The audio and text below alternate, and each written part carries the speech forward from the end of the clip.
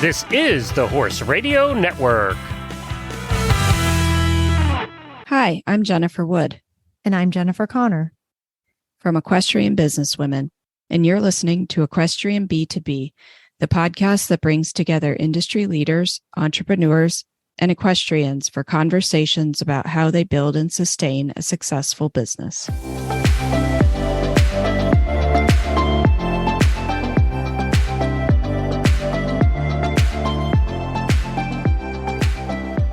On today's show, we talk to Lisa Veltri from Veltri Sports about her transition from a corporate VP to becoming an entrepreneur, how she started her own small business, and her passion for sustainability. Lisa Veltri grew up in Long Island, New York. She attended Providence College in Rhode Island with an art major and business minor. Lisa knew she wanted to be in the fashion industry and moved to New York City after college. Her corporate experience includes Macy's executive training program to become a buyer, Saks Fifth Avenue planner and buyer, Prada, a buyer in the USA and Canada, men's and women's handbags and accessories, as well as at Coach, where she was the vice president of merchandising for handbags and accessories.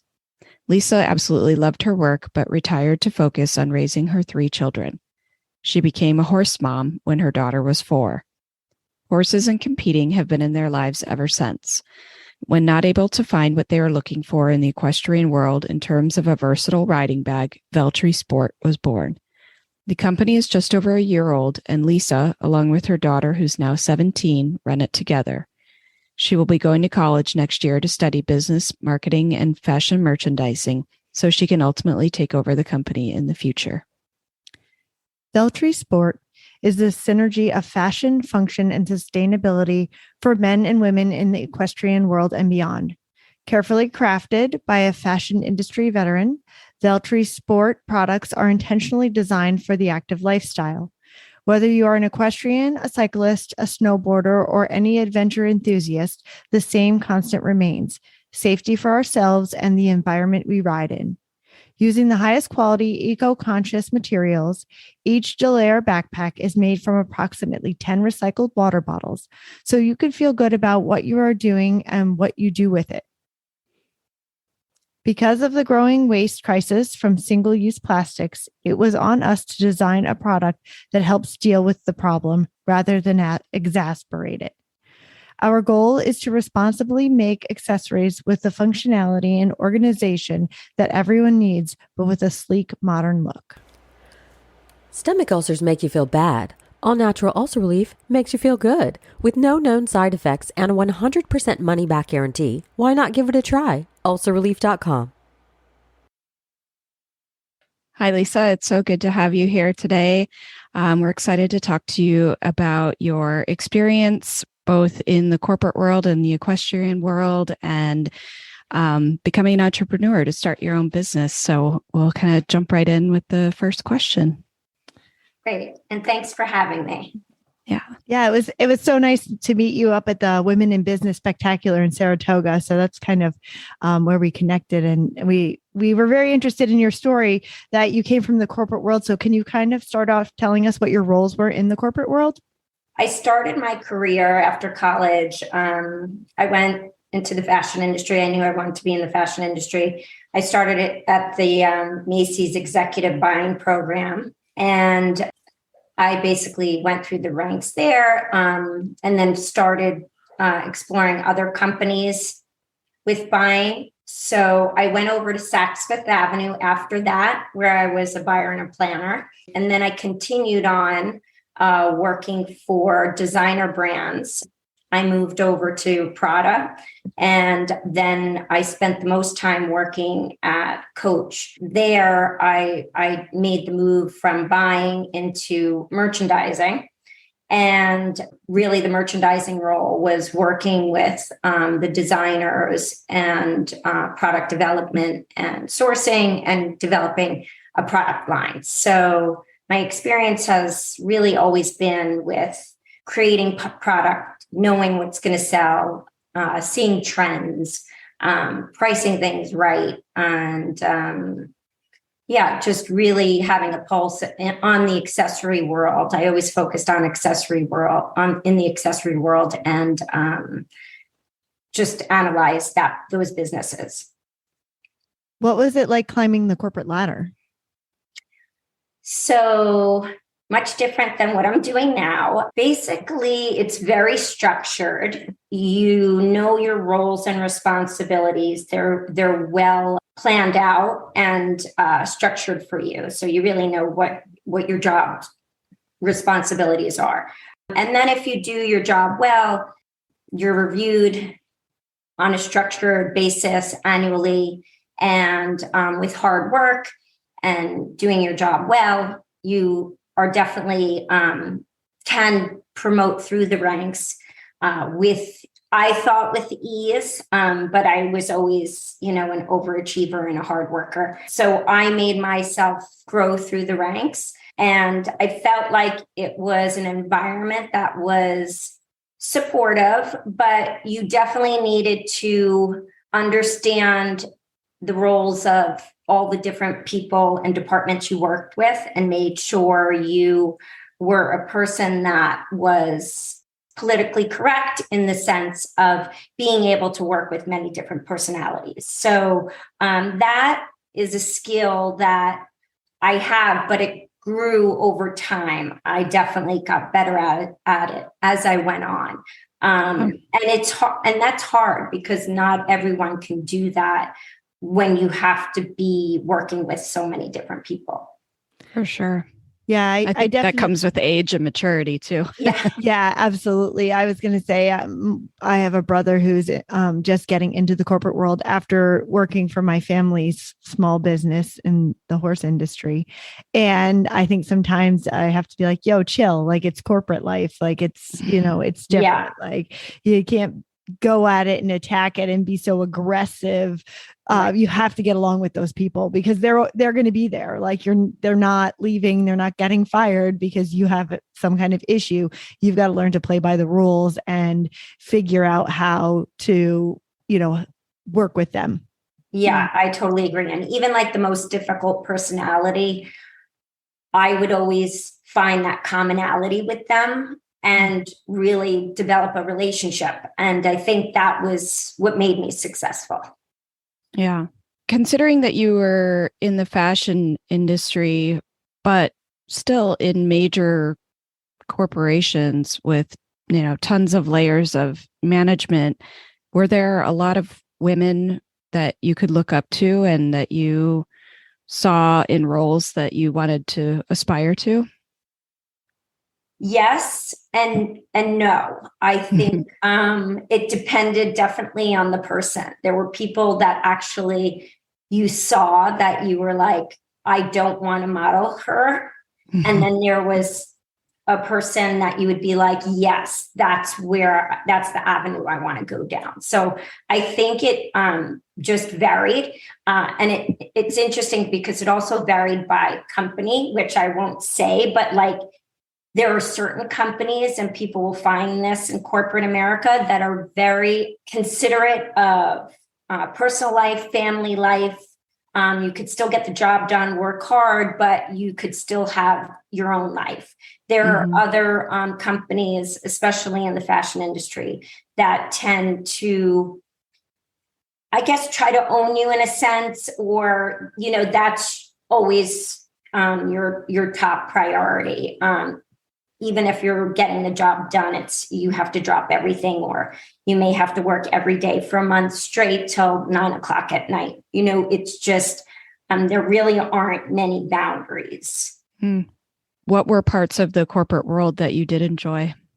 I did love working with a lot of different people. I think it made the day interesting. It was lots of meetings. I think the social interaction is very good. And I think it's very important for people, the younger people starting out, to learn how to do that, or do it at some point in their career to figure that out. And because when you do work on your own in your own small business, it could be a little bit lonely, working all day. on your projects and not interacting with people regularly. So, and then the second piece to that, I would say was the travel. I was able to do a lot of fun travel to Italy, and that's always a great place to go. Right. And what would you change about the path that you took in your corporate jobs?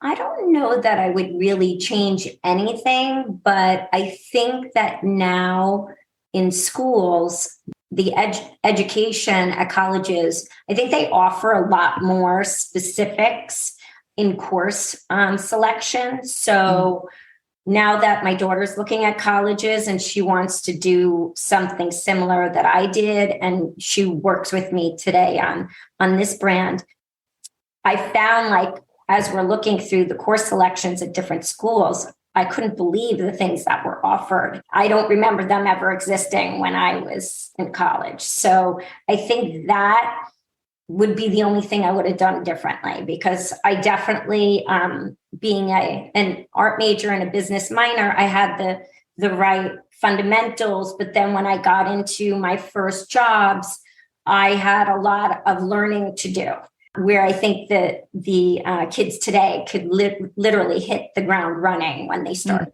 I've talked to a lot of young people that want to know, what they should work on, or, different advice coming into the equestrian PR world, which is so small and so specialized. But I think, for sure, having that background to begin with is really important. And it's true. I think schools are offering so many more specialized programs because there's such a need for people to have that information going into the job, and then learning more once you're on it. But I've seen that as well.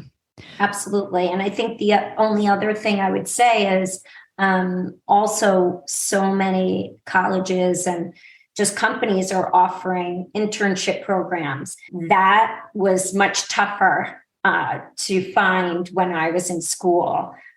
So now it's like you could do internships in high school and college and really get a better understanding of what you like, what you don't like. So, I highly recommend doing that. I had 2 interns over the summer and that are now juniors in college. They were awesome and they learned so much. So now, like, I'm helping them with their next steps and what they're to do and their course selections, and helping them get internships at, companies that I still have ties to in Manhattan, things like that, which is awesome and rewarding for me.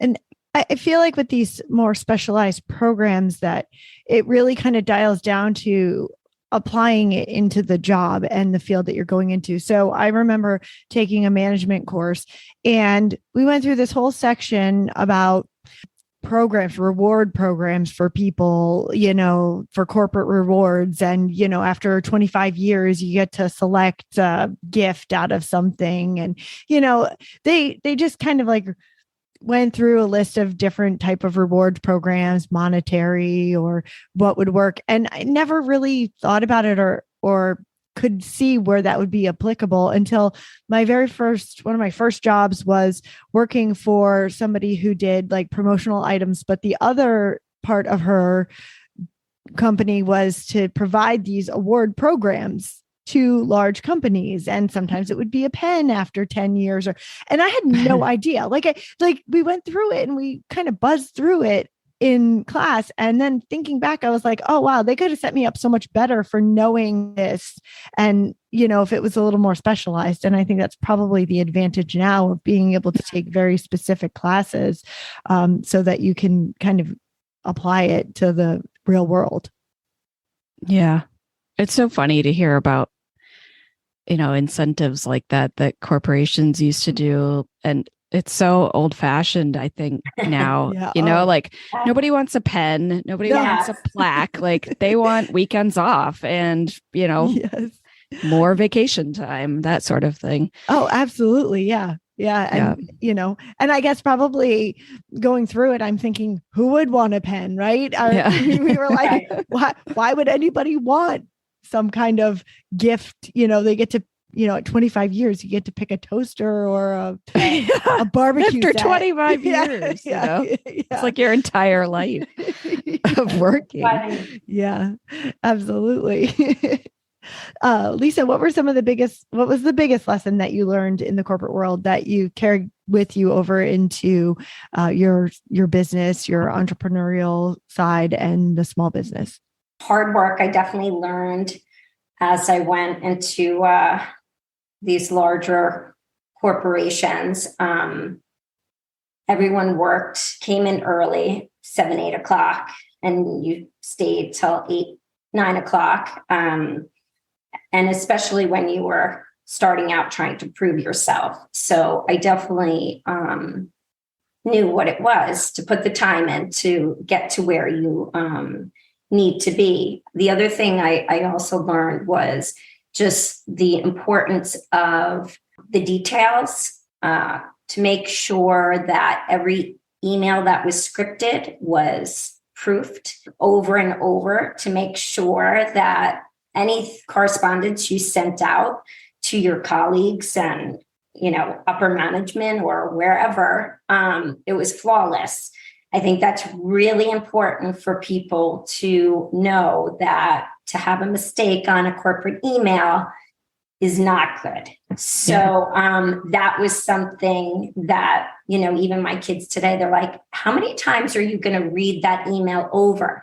And in my business today, and I'm like, well, I want to make sure it's exactly the way I want it to say, but the point I want to get across, as well as it being grammatically correct. Mm-hmm. So those were, those details were very important. And then I would say the third thing was you need to know your business. So if it's like studying for a final exam, that's what you do. Because if you're in a room with the executives of the company, you need to know it without picking up a piece of paper or referring to a cheat sheet or looking or saying, I get back to you. You need to know your business. So I would say those three things. I've had people apply for jobs with my company and send resumes and cover letters in an email, just like riddled with typos. And we don't even consider it, because if you can't get that email right, to me, in a job where we're constantly putting out written material that depends on accuracy and being correct, then it's not going to work. Like, that's Absolutely. One thing I definitely would say is, even if you're not sure, like, ask a friend to look it over, ask a family member, somebody else to look at it, so that, you're putting your best foot forward when it's important like that. And the other thing that is striking to me is I feel like even though you weren't a horse person growing up, the parallels in the fashion industry are really similar to those for equestrians, in that, there's such passion for the industry. Horse people are crazy about horses, and fashion people are crazy about fashion. And, that we talk to so many people who, either get burned out or know that type of lifestyle in working with horses 24/7 isn't for them. It wasn't for me, even though I loved horses and it was my life for so long. But I think, so many people that we've talked to are like, oh, I learned my work ethic by being in the barn growing Absolutely. Up. Yeah. But I think fashion is similar too. Yes. Like, you care so much about it, and you're willing to put in all of those hours early in your career too. Yes, absolutely. I have to say that it is also very important to make sure you check your resumes, because I one time put down the wrong phone number. No way. I did. And then I emailed them and I was like, oh, I thought we were going to have a meeting at such and such a time. And they're like, well, we tried to call you. And I was like, looked at my resume. I was like, oh, that's because I gave you the wrong number. Oh, man. Live and you learn, right? Yeah, I didn't get the job. Probably for the better. But yes, that was one of my mistakes. that I've made in my life.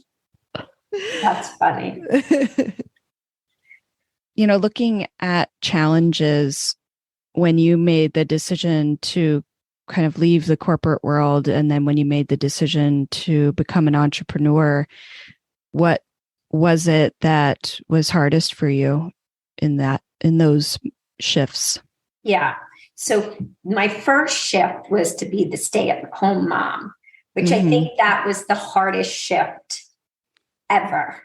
So, and it was funny. I would go back to visits at Coach because that was my last job. And I would just say to them, the whole team there, I'd be like, this is so easy what you're doing compared to what I'm doing now. Like literally with 3 kids, I was like, you guys have no idea.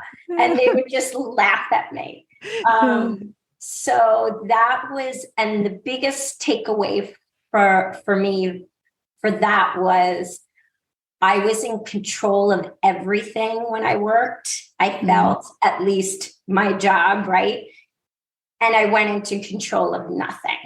Yeah. And that was such a hard thing for a type A personality to go through that transition. I would never change it. I don't regret it, but it was very tough. So any of those moms that are going to make that change, prepare. But then when I decided to start Veltri Sport, I really started with what I knew. So it didn't seem like that big of an adjustment. It was, hearing what the void was in the market, really experiencing what my daughter and I experienced, not finding what we were looking for, putting pen to paper and coming up with that creative idea and the retail structure, what the collection would look like, and how it would be priced and the margins and, all things that I was very used to doing in my role. Then it was the other piece that was like, okay, I've never done taxes and, I have to worry about sales tax and starting my website, and I need to find, product photographers and lifestyle photographers. And, it was like every day I was finding things I was supposed to be doing, but I felt like I was always behind the 8 ball. I didn't know it until I walked into it. So that was an adjustment because I was like, what? This stuff doesn't sell itself? It's not just going to happen. Yeah. I'm like, wait, when I used to do it, because the names were behind it, when I stepped into my role, I was able to deliver great product, but the model was there and the name brands were there. So my biggest challenge now is working on brand awareness. And that's something that is, new to me. What's the best advice that you can give our listeners if they're thinking about leaving the corporate world and moving kind of into more entrepreneur role? I would say be a really good listener, especially if you're looking whatever service, whether it's a service or a product, what do people need? And really listening to them, not saying I know what you need, really hearing what the needs are, and just watching. I'm a people watcher. I always have been. Like, I just always look at the way people use accessories, how they carry things, different trends. I love to, go into stores and just see what's out there, what people are doing. But you really need to learn who your audience is, who your customer is, who your competition is, and really get very educated. Can you walk us through your strategy for starting the business and then growing it? Basically, it started with my daughter and I traveling to shows. So she started riding at 4. She's 17 now. The company's a year old, a little over a year old. When we were traveling to shows, it was very difficult to find something that could take her from school to the barn, to on the airplane, to out to dinner, that would carry her belongings in a way that looked nice and presentable. So, and something that was lightweight and easy to clean. And, we just couldn't find anything that was checking all the boxes. And I, having the background that I did, thought, wow, someone should really, develop product that's more fashion forward for the equestrian, but functional. And at the time I was thinking about all this, I was thinking it needed to be done with the apparel as well.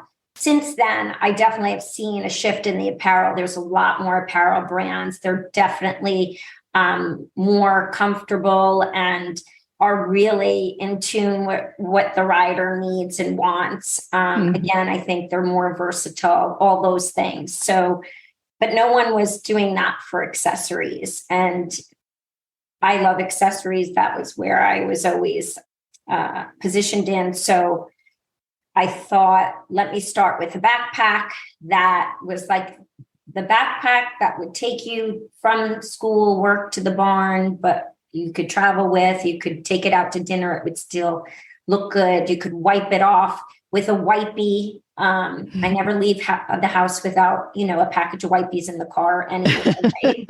They're always in my pocketbook, whatever.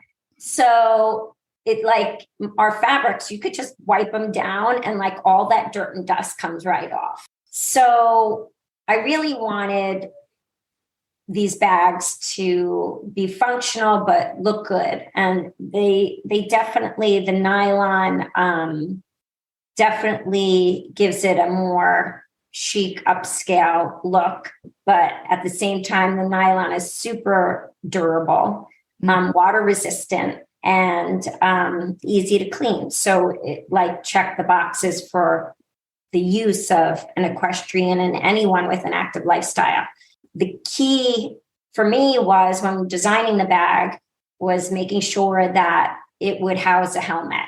And the helmet compartment is a padded helmet compartment. And my frustration also was that I was spending so much money on Alessandra's helmets and none of her bags would have a place for it that protected the helmet. And then it would get all scratched up. And I'm like, oh my gosh, I just spent $800 on that helmet.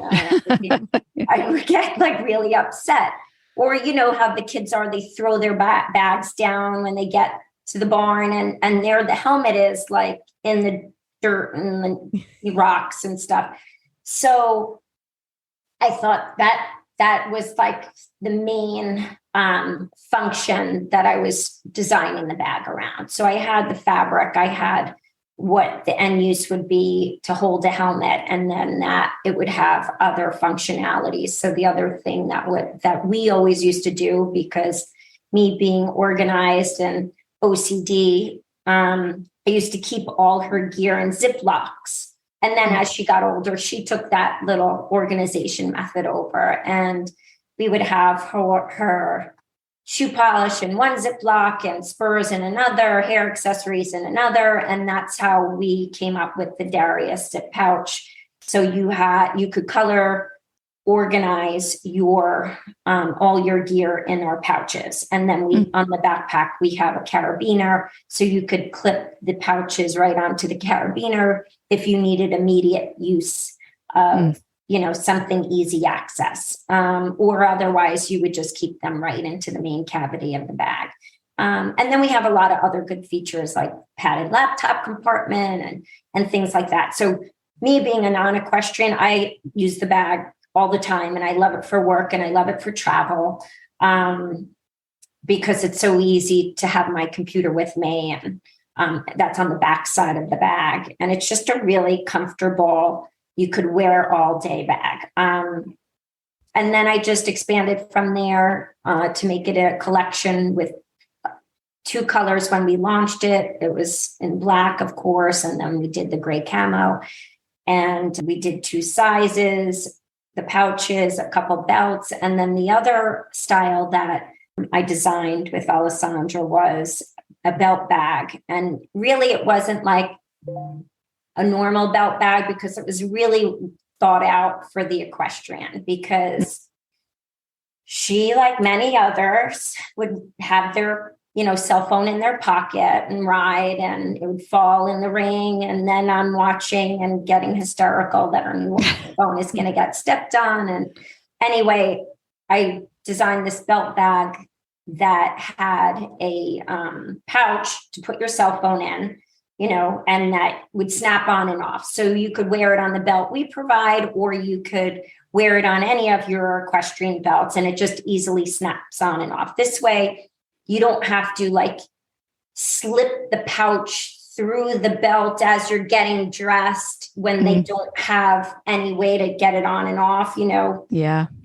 So I was just trying to really make it user friendly, and that she could be in a full canter wearing it and it wouldn't move. So it's really compact. And we recently launched in September a larger version to house the iPhone Pro Max. So anyway, but it was all about real life experiences that started the collection. And what's currently working in business? You've grown it to a lot of products now. Have you grown the size of your business as well, or is it just you and your daughter working on everything, or how has it developed? Yes. So right now, everything I make from the company goes back into the company. So it's really still in the ground, in the groundwork. So it's just my daughter and I. My husband helps me from time to time when he can, but I'm not in a position to, have staff to have that kind of overhead. I do have interns whenever I can. In fact, my daughter's friend is going to start working with us through, senior year in high school. She's going to start helping us once a week, and because the school provides an internship program, which is so one day a week they'll be with me. So things like that have helped, because the workload keeps getting larger and larger, but I, can't afford to, have a staff right now. I mean, hopefully one day I'll be able to get there. But again, we're only a year old and we've made significant strides, and we're in about 20 stores now, and I'm constantly making new relationships with different markets, different people, and I'll continue to do. But again, it's me doing those calls and getting in front of people. So it's as much as I could get done in the course of a day, a week, a month. Right. Yeah, it's so hard. And we've talked to people about this before, of knowing what's your point where you either take the money and invest in more people in order to grow the business, or do you wait until the business is grown and then you hire the people? What comes first? It's chicken and the egg, really. Yeah. And it's so hard to tell. And it's, different for every company, but it's interesting talking to people who are in the very early stages of a business like yours, and people who have, grown a business from the ground up and had to decide when to take the plunge and make that next step of employees and everything. Because it is, like you said, an investment into people, but it's also it's hard having employees and having the responsibility for other people in your company too. And that's a whole other thing that I don't think a lot of people talk about. People talk a lot about the business and the finances, but they don't mention managing people and everything that goes along with it. And it's interesting to see that you've had that experience in the corporate world, I'm sure, of having teams and managing people. So you at least know that side of it. Yes. And it is hard managing people. And, you have a way of doing things yourself, and you have certain expectations. And it's funny, at times I tell my daughter, if you were working for me back in the day, I would have eaten you alive for that, or something she did, and she just looks at me and is like, what, Yeah. I'm like, no, you can't do that, So she's getting a lot of experience, but I have to remember, like, she's my daughter. It's different. She's not my employee. Right. She's my partner, really, but it's a whole different dynamic. But you're right. If I knew which came first, the chicken or the egg, I'd be happy. Like, I'd be happy to know that answer. Yeah, exactly. I feel like people who start things as side hustles and they still keep their job, they have like a similar story where it's like, okay, at what point do I go out and make this my full time versus, just keeping it as a side hustle. So I think that, there's so much to consider the employee thing, definitely. And also, as a daughter who has worked with my mother or for my mother, sometimes that can be a little tough as well. Yeah. On both sides. Yeah. Is there any suggestion you have for me? Like, what happened that I don't want to do? Any suggestions? I really don't. Okay. It'd be a very long story. Okay. Complicated. Yeah. So Lisa, one of the things that caught our eye, looking at your website and your products was the sustainability side of things. And that's something that a topic that we're really interested in and want to talk to more people about in how they make those considerations in the work that they do. Can you talk about why it's important to you to have that in, the facets of your business? Yeah. So I think when I was home with my children, that's when I probably noticed the most waste. And just, I think, whether being at a park or anywhere, really noticing whenever there was garbage or litter or an overflowing garbage can. Those always were things that stuck in my mind. I also grew up in an Italian family, and my dad, his mother came from Italy, an immigrant, and they worked really hard for everything they had. And I think the values and the way they lived always resonated with me, because my father put himself through college and became a very successful man, CFO of a company, and started with nothing. But what I remember him always saying is not to waste, and we could reuse that. And he would never throw the tiniest pencil out. And he would take the string from the pastry box and save it and use it for something else. So all those things always sat with me, like reusing the jelly jars, which I do. And, when I make tomato sauce or pesto, I'm always with the jars, the mason jars. And so that was something that was just natural to me. And I would always tell the stories to my children about, the way Grandpa used to wake up at 4 a.m. and get the flour from the flour truck. And, they had to go there to get it. It wasn't like using all these containers and packaging and everything else. So I guess, we're never going to get back to that, but is there some way we could all start thinking creatively of how to get somewhere that we're a little bit more cognizant of the waste we make and how to reuse it? So I was always big into cooking for my family. We don't do takeout really. And so we don't have fast food waste, but I always look at even leftovers. Like I always repurpose every food. Like everyone knows in my house that you don't waste food.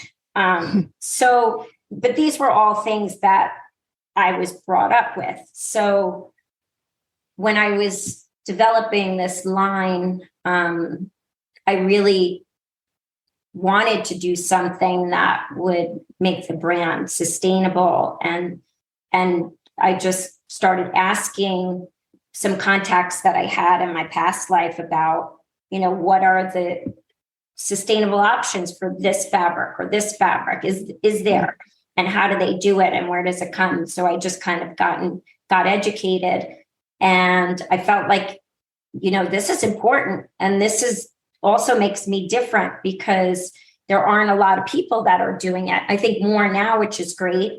So I guess leading by example, but I thought that was just something really important. And even, plastic water bottles. Yeah, my bags, basically one backpack is made from 10 recycled water bottles approximately.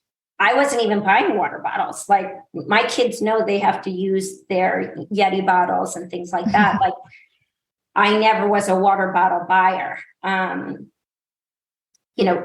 Occasionally I do when I have to, but it's really not something I do regularly. I really try to stay away from plastics in general. Mm-hmm. So anyway, me producing this line, and it's basically 90% sustainable. Our packaging is made from recycled water bottles. The only thing right now that I haven't been able to find that I continue to look for is the filler, the padding in the inside of the bag. That's the only thing that's not made from a recycled material, because it doesn't really exist right now. They're using things like, I did source some things. There, one was a sugar cane, made of sugar cane. But at the end of the day, a sugar cane in the heat or in bad weather breaks down. So that would not be good for the equestrian. So sustainability is always at the forefront of the decision-making, but not at the expense of the design and the functionality. But I'll continue to, look for that. And our factory knows that that's something that's top of mind for me to get that filler in a recycled form. Great. What is your vision for the future of sustainability in the equine industry? Well, I definitely have noticed that there's a lot of waste in the equine industry. And I think when I met the folks from Green is the New Blue, they really opened my eyes to even more that I didn't see just visually at a show. Because we all know how much work it is to care for your horse and all the different things you need to buy for them and all of those containers and the packaging and all of that. It creates a lot of waste. Also the water bottles, but, I was also educated on the manure removal and all of those things that I don't really know a lot about. But I think that when there's people that are talking about it, and there are young people that are interested in it, I think that that's just going to send it in the right direction. I think the young people are definitely the ones that can make it happen.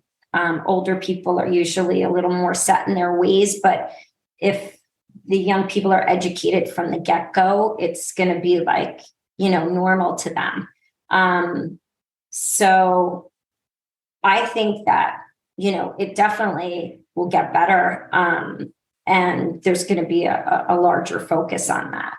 Yeah, I agree. Great. Even my company is a very large company. We do equine pharmaceuticals. Well, we do animal health items, and I do the equine pharmaceutical side. And I do see a lot more people asking questions about products that we have. That is this recyclable? How do we get rid of it? And when we're like, we don't really have a great solution for that quite yet, they're like, oh, I mean, you guys need to figure that out. And we've had some talks in the company. We have somebody who's doing the sustainability globally for this company. And, those are definitely things that are on the table that we're looking to change. That's great. Yeah. I think,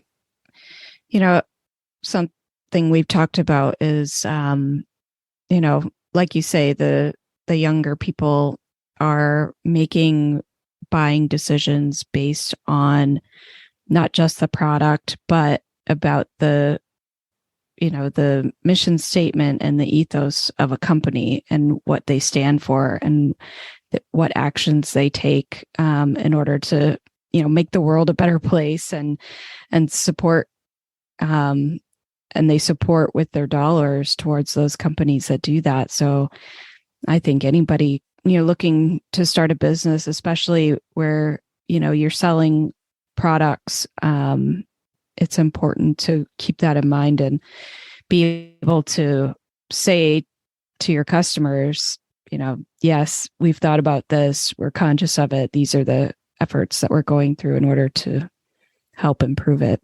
Yeah, absolutely. And I would say also, like, it may take a little more time. Mm-hmm. It may cost a little bit more, but I think those are wise investments. Right. Yeah. On the back end, it's worth it. Absolutely. Well, it was so great to talk to you, Lisa, about your experience and your company. At the end of each episode, we ask guests the same rapid fire questions. So Connor starts with the first. What is one action that women can take to make a big difference in their lives? Okay. I would say stop comparing yourself to others. I like that. Yeah. That's a huge one. And I'm, victim of that, but you have to remind yourself. Yep. You're not that person. That's you are right. your own. That's right. That's really hard. Yeah. And what is the best habit that keeps you motivated personally? Exercise. I make it to the gym every morning, and I feel like I'm so much more productive when I do that. And it could be for the equestrian for their ride. Like for me, that's my outlet. So, and when I don't do that and put that time aside for myself, I definitely see, a difference in my day. What's your favorite horse movie? So this one is Flicka. Do you remember Yes. Flicka? Okay. Yes. So since I was not the rider, but my daughter was, I think I watched Flicka like 100 times. And I was telling my daughter last night, I said to Alessandra, one of the, I was thinking that about this, the movie Flicka, and she immediately said, we have to watch that together, Mom, Mm-hmm. and, it's definitely on the to-do list. Probably when we're looking at colleges, we'll get that in. But yeah, that was always a good one. And finally, who would you recommend to be a future guest on this podcast? So a couple people pop it to mind. Red and Goat Equestrian is one. I don't know if they've been on before. Yeah. Oh, Yeah, Connie joined us. So that's She was great. I'll just add, because I found that in the town we live in, New Jersey, Red and Goat is a couple towns over, not far. Actually, I used to live where they're based, Colts Neck, which is horse country. I found that the equestrian small business owners are just a very supportive group, which is awesome. So that's why I would give a shout out to her. And I would also give a shout out to Tara Moore from Farm and Fur Company. Okay. And she is an equestrian and photographer and barn manager. And she wears a lot of hats like everybody does, but she is a very hardworking, talented young lady. And I think she would be, worth a conversation. Awesome. Great. Well, thanks so much again for speaking with us. It was really interesting to hear about what you've done in both worlds. And we look forward to meeting you again at the next Women in Business Spectacular in Saratoga. and seeing you down the road. Awesome. Thanks so much again. This was great. I was really impressed when we met Lisa in Saratoga. She's such a outgoing and engaging personality, and I really liked her from the moment we met her, and we both said to each other afterwards, we were like, oh, we have to have her on the podcast at some point. Yeah, absolutely. And just that she had all this corporate experience and then, went out on her own and was an entrepreneur and has this small business. And I was like, yeah, this is definitely somebody that would be of interest, I think, to our listeners. Mm-hmm. Yeah. And, she brings up a lot of really interesting points about, what it's like to work in the corporate environment where, you're really beholden to other people and how different it is when it's just you making every decision in the company. So I think that's a really stark difference that a lot of people need to realize if they're leaving, a company with so much structure and going into something where, everything relies on you and your decision making. Yeah. And I would hope that people realize that it's nice to have that structure and that maybe they can carry out some of that structure into their small business, because I think that probably helps keep you on track and know what you're doing, because it does become so overwhelming when you have a small business and you have to do everything. For sure. Yeah. It's a big change. But it's always cool to see people who go through it and are successful and, are willing to share what they learned from it. So I really appreciate it from all the people that we speak with. Yes. And I liked how you brought up the point to her that the fashion industry is a bit like the equine world, where you're so passionate about it. And I think you're right. And I never really thought about that before, but absolutely, like, they put in their time. And all I could think of is that movie, The Devil Wears Prada. Yeah. I mean, it wasn't, that unfamiliar when you're seeing her do all of that crazy stuff. And you think about all the crazy stuff we do for horses and, the passion behind it is what drives it. And I think, and people want to be successful in their passion. So they're willing to give up so much of their lives sometimes for that. Yeah.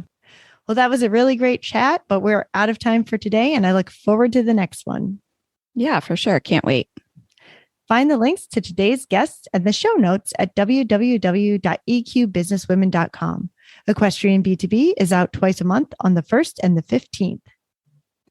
You can find out more at eqbusinesswomen.com and follow us on Facebook and Instagram.